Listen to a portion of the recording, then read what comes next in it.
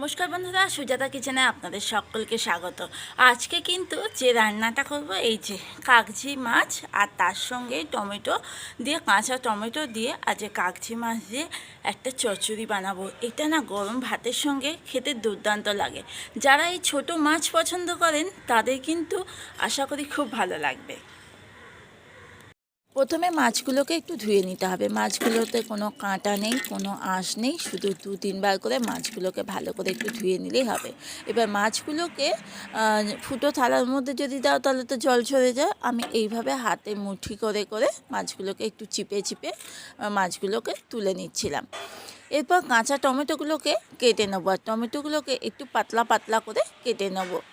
আর এই কাঁচা টমেটো দিয়ে এই মাছটা কিন্তু দুর্দান্ত লাগে। এই ছোটো মাছ অনেকভাবেই হয় এই কাগজি মাছটা, কিন্তু কাঁচা টমেটো দিয়ে চচ্চড়িটা খেতে কিন্তু বেশ ভালো লাগে। কাঁচা টমেটোগুলো কাটা হয়ে গেছে, এরপর আমি পেঁয়াজ কেটে নিচ্ছি। খুব একটা বেশি কিছু লাগে না, জাস্ট করে সামান্য কিছু জিনিস দিয়েই এই রান্নাটা হয়।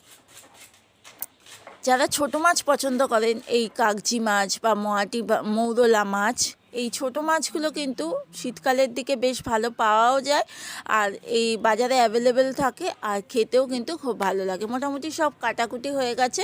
এবার মাছগুলোর মধ্যে আমি একটু পরিমাণ মতো নুন, একটু লঙ্কার গুঁড়ো দিলাম, আর একটু হলুদ দিচ্ছি, দিয়ে মাছগুলোকে একটু মাখিয়ে নিচ্ছি। আজকে মাছগুলো কিন্তু ভাজবো না, মানে এই মাছগুলো ভাজা করলে ভাজার থেকে অন্য একটু প্রসেসে করছি। সব মোটামুটি রেডি। কড়াতে আমি সর্ষের তেল গরম করতে দিয়েছি। এবার সর্ষের তেল গরম হয়ে গেলে কড়ার মধ্যে আমি পেঁয়াজগুলো দিয়ে দিচ্ছি। পেঁয়াজগুলোকে একটু সামান্য ভাজা ভাজা হয়ে যাবে, বেশ কালারটা একটু চেঞ্জ হয়ে যাবে যখন, তখন আমি কেটে রাখা কাঁচা টমেটোগুলোকে দিয়ে দিচ্ছি। কাঁচা টমেটোটা একটু বেশি পরিমাণে দিয়েছি, কারণ যেহেতু টমেটো দিয়ে করব, ওই জন্য টমেটো আমি 3খানা টমেটো দিয়েছি। আর তার সঙ্গে দিয়েছি কাঁচা লঙ্কা 2খানা চিড়ে দিয়েছি, আর পরে আমি গোটা কাঁচা লঙ্কা দেবো।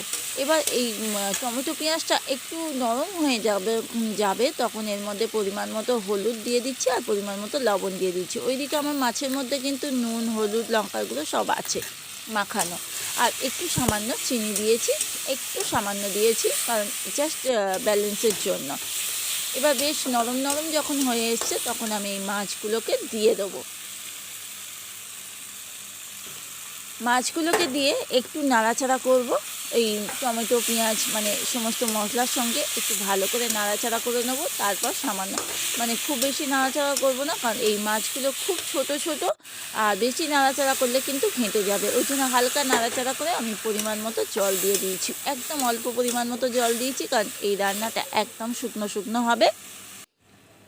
এবার উপর থেকে আমি ধনে পাতা ছড়িয়ে দিয়ে এবার ঢাকা দিয়ে এটাকে রান্না হতে দেবো। 5 মিনিটের মতো রেখেছিলাম মিডিয়াম টু লো ফ্লেমে। এরপর দেখাচ্ছি, দেখো একদম লেগে যায়নি, কিন্তু কড়ার গায়ে লেগে যাবে না, এমনভাবে রান্নাটা করবেন যাতে কড়ার গায়ে লেগে না যায়, একদম শুকনো শুকনো।